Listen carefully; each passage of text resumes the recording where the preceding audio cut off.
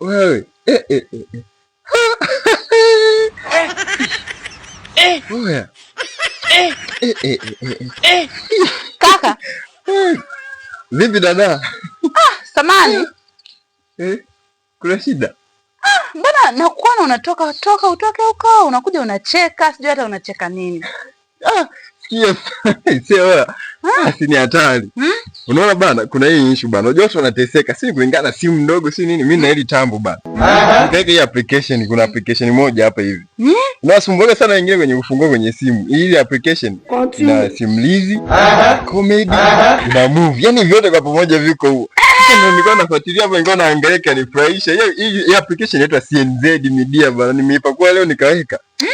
Kuna vitu vizuri ndio ambavyo yanifurahisha. Hii ni hatari basi. I say. Sio tambo yenyewe ina support sijui ni. Sio tambo ile akwenda hiyo kifungua inaonyesha vizuri kinyama. Kwanza. Kweli. Aya! Poa bwana, wewe uko hapo? Mimi nipo hapa. Poa. Mwanangu. Vipi?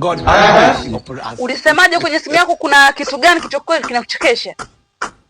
Hii application ya CNZ Media ndio inanichekesha.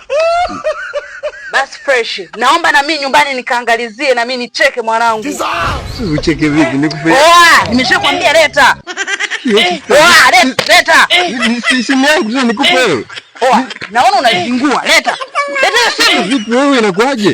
Basi wewe leta hiyo simu. Unajifanya.